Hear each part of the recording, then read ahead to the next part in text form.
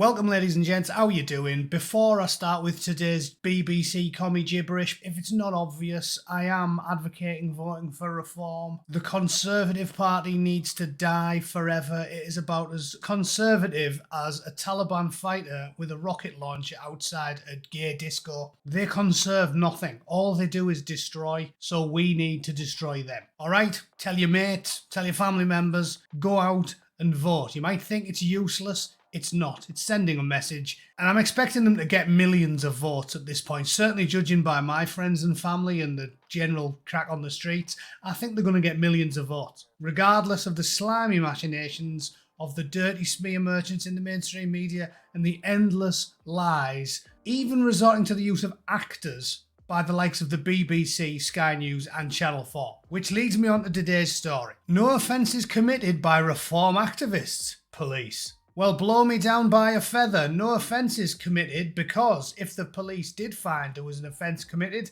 and they had to really dig into it and arrest someone and charge them, then maybe it might transpire that the person that they are talking about, a gentleman named Andrew Parker, is actually a professional actor who talks in a posh, plummy voice and was putting the whole thing on from the very beginning. So funny old thing, he didn't commit an offence. And Zac Efron, funny old thing, didn't commit an offence when he was playing Ted Bundy in an acting role either.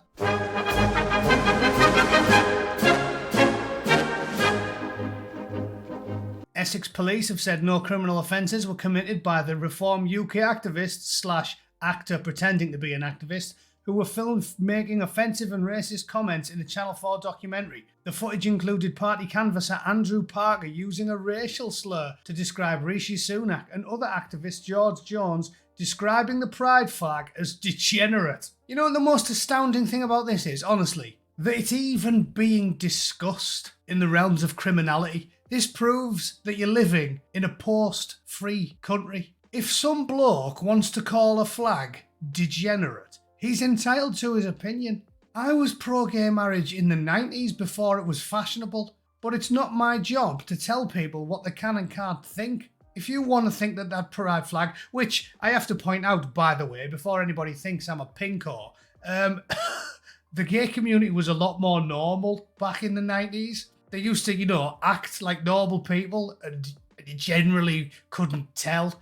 And they just happened to mention, if you were having a chat with them in Games Workshop or something, oh yeah, I'm actually into blokes, and you go, fair enough then. They didn't dress up in a gimp suit, march past a primary school with a big spiky dildo, and talk to 8-year-olds about noshing the granddads off. That's quite a new thing. So when I was pro-LGBT, wasn't that weird?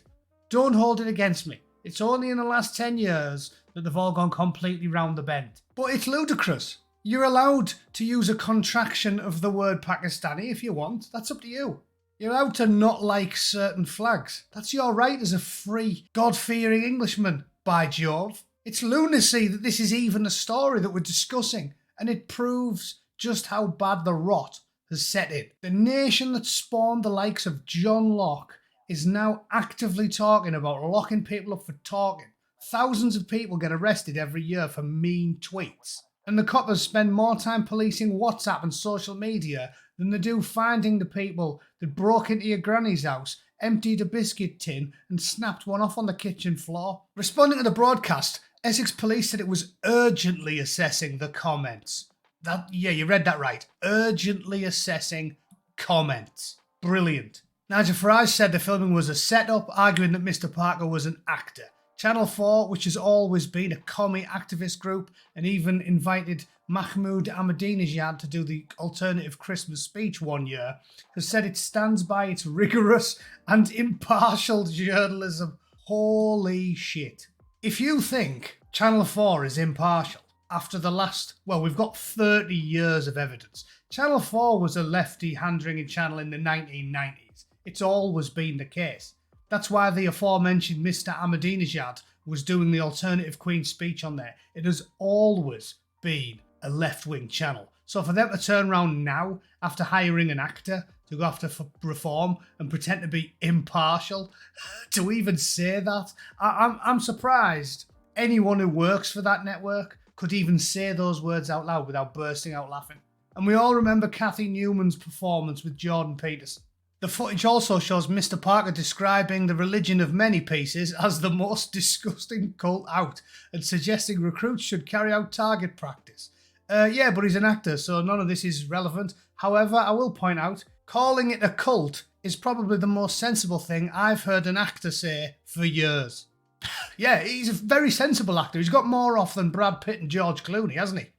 But that's it. I've said my piece. I've shot my bolt. Go out and vote for reform. It's all we've got. The rest of them, all of them, will crush you. It'll still be illegal to tell jokes, make edgy comments, make quips. Having a sense of humour is illegal in the United Kingdom. At least here in the States, we've got the First and Second Amendments to ameliorate things in some way. I mean, it's not a free country here either. But compared to the UK, it's going positively swimmingly. You're in serious trouble. They're locking people up for stickering incidents while turning a blind eye to the industrial torture, sexual assault, and occasionally murder of children. If you don't care about your children, you are a degenerate society. That's just a fact. There is nothing more repellent than committing crimes against children, and the British state and the Labour government, and especially Sir Keir, ignored it for decades. It's almost evil. We've got an evil society